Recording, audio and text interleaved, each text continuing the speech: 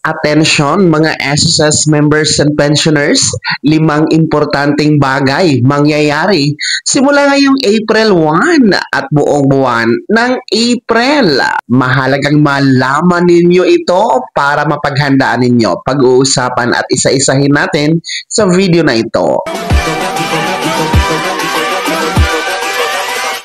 Hold up.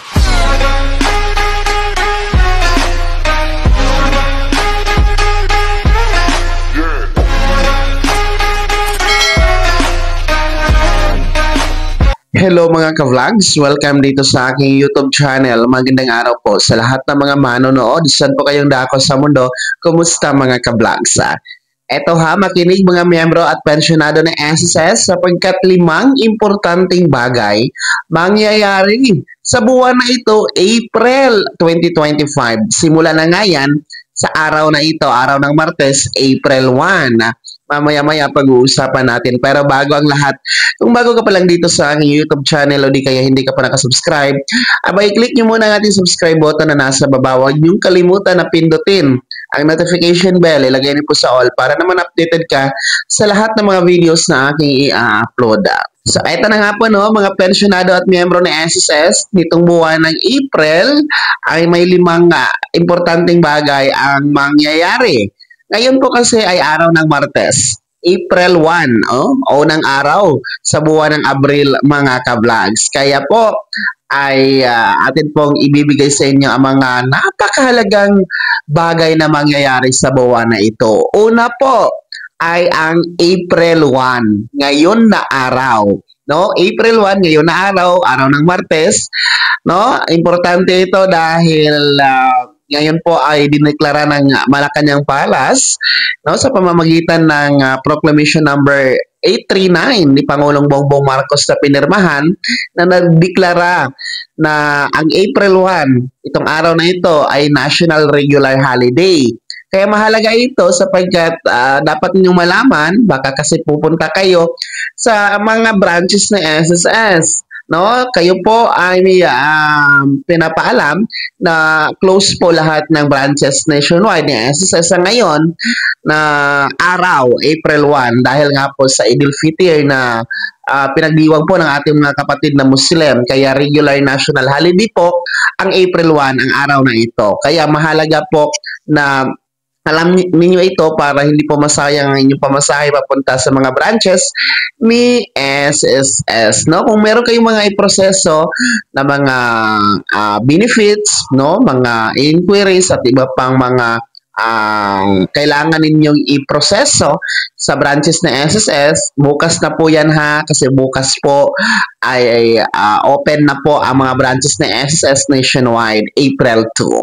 So, pangalawang importanteng bagay na magaganap sa buwan na ito, buwan ng April, ay ang pension crediting schedule ng ating mga first batch SSS pensioners na merong date of contingency, o araw ng kapanganakan, araw ng pagkamatay, araw ng pagkasakit, mula 1st to 15th day of the month. Alam nyo ba, magandang balita dahil ang inyong pension crediting sa buwan na ito ng April ay nangyari na po kahapon. Advance ng isang araw, mas maaga kaysa inaasahan instead of ngayon, April 1. Dahil nga po, ulitin ko, national holiday po, regular holiday ang araw na ito. Kaya ayon sa isang SSS circular, na kung matapat sa isang regular holiday o di kaya weekend ang isang pension crediting schedule, ang mangyayari ay iaatras sa pinaka-last working day ni SSS. At yan nga po ang March 31, kahapon po, na-credit sa inyong ATM card ang inyong pension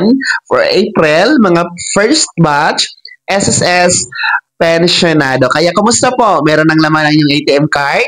Natanggap nyo na ba kahapon ha? Mga first batch? So yan po ang pangalawang importanteng bagay na naganap na ngayong April.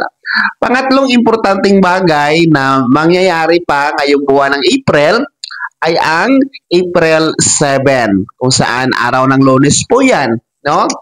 Next Monday po yan mga ka-vlog, sapagkat yan po ang schedule para po sa pag-generate ng ating Payment Reference Number or PRN. Para po sa pagbabayad ng ating utang o loans o contribution kay SSS, kinakailangan po nating mag-generate ng Payment Reference Number or PRN para po tanggapin po ang ating bayad sa cashier or teller, no, sa mga payment partners ng SSS kung magbabayad po tayo, kasi hindi tayo makapagbayad kung wala tayong na-generate na PRN or Payment Reference Number na ipapakita doon sa counter. So, tandaan ninyo ha, mga miyembro at pensyonado ng SSS, ang Payment Reference Number or PRN available po at pwedeng ma-generate every 7th day of the month. At ngayon nga pong buwan ng April, ngayong Lunes yan, April 7, mga ka-vlogs, kung saan available ang Payment Reference Number. So, tandaan niyo po ang petsang yan. Pang-apat na importanteng bagay na mangyayari ngayong buwan ng April ay ang April 16, kung saan yan po ang regular crediting schedule para po sa ating mga second batch SSS pensioners na merong date of contingency mula 16 to last day of the month. No? Ang inyo pong April pension crediting schedule ay April 16, araw ng Miyerkules. No? Kahit po nasa Holy Week na petsa yan, pero nananatili pong regular day po yung April 16 kasi hindi naman po yan kasama sa holiday. As of now, wala pa naman pong pinalabas na proclamation number na nagdeklara na holiday ang April 16. Kaya mananatili na regular crediting schedule ang April 16 for our second batch SSS pensioners na may date of contingency mula 16th to last day of the month. Kaya abangan nyo po yan ha, mga second batch, araw ng Miyerkules yan, no? Panglima na importanteng bagay na magaganap ngayong buwan ng April ay para naman po sa mga pensyonado na merong buwan ng kapanganakan sa buwan na ito, buwan ng April. Dahil huwag niyong kalimutan na required kayo mag-comply ng Annual Confirmation of Pensioners or SSS ACOP. Para po sa mga retirement pensioners, total disability pensioners, or survivor pensioners na merong edad 80 pataas. No? Dito ka man sa Pilipinas o nasa abroad, basta ang birth month niyo po ay itong buwan ng April. Nako po, simulan niyo na. No? Huwag niyo patapusin ang buong buwan ng April. No? Hanggang April 30 lang po tayo ha para mag-comply ng inyong Annual Confirmation of Pensioners or SSS ACO para tuloy-tuloy ang pagtanggap ng buwan ng pensyon kay SSS at hindi mapuputol temporary dahil pinuputol po yan ni SSS kapag hindi po talaga kayo nagko-comply ng ACO o matigas ang ulo ninyo. Kaya wag nyo na yung paabutin sa puntong yan na maputol lang yung pensyon dahil hindi kayo nagko-comply ng ACO. Basta ha, mga merong birthday, no, nagdiriwang ng kaarawan o magdiriwan pa basta within this month, April, whatever kung anong petsa, please comply your ACO para tuloy-tuloy ang inyong pensyon na matatanggap monthly.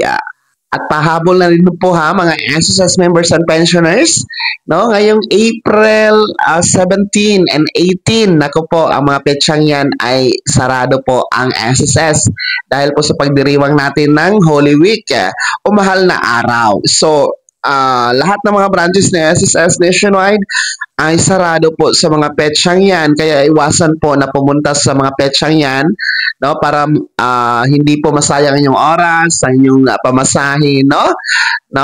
Dahil mahal na araw po yan. Lahat naman po ng mga opisinang panggobyerno, maging mga pribadong opisina, talagang sarado po kapag mahal na araw. So, gaya ng SSS, ay sarado din po ang April 17 and 18, mga ka-vlogs. So, ayun po ha, ang mga mahahalagang mangyayari at magaganap, no, na bagay ngayong buwan ng April 2025. Sana po itandaan nyo po yan, mga ka-vlogs. Kaya naman mga SSS members and pensioners, ano po yung komento at reaction sa balitang ito? Ibahagi niyo po sa comment section na nasa baba, pakilakip ng buong pangalan at kung taga saan kayo. Bago ako magtapos sa video na to, kung gusto niyo pong sumuporta sa aking YouTube channel, maaari niyo pong i-click ang ating super thanks button na nasa baba. Sa mga gusto maging miyembro, pwede po i-click nyo po ating join button. Maraming perks dyan mga ka-vlogs. Be my member now. Sana naging gabay ang video na to kung paano na pag-uusapan natin ang mga mahahalagang bagay-bagay na may kinalaman sa pagiging miyembro, benepisyaryo at pensyonado sa SSS. Kung hindi ka pa nakasubscribe dito sa aking YouTube channel, maaari nyo nang i-click ang ating subscribe button na nasa baba. Huwag niyong kalimutan na pindutin ang notification bell. Ilagay niyo po sa all para naman updated ka sa lahat ng mga videos na aking i-upload. Maaari nyo din i-like ang video na to at kung meron ka pang mga katanungan, maaari nyo i-komento sa comment section na nasa baba. Paki-follow na din po ang aking official Facebook page na nasa screen nyo. Muli po, ako si Daniel Timpawa na nagsasabing dito sa aking YouTube channel, pawang katotohanan at lahat totoo lamang.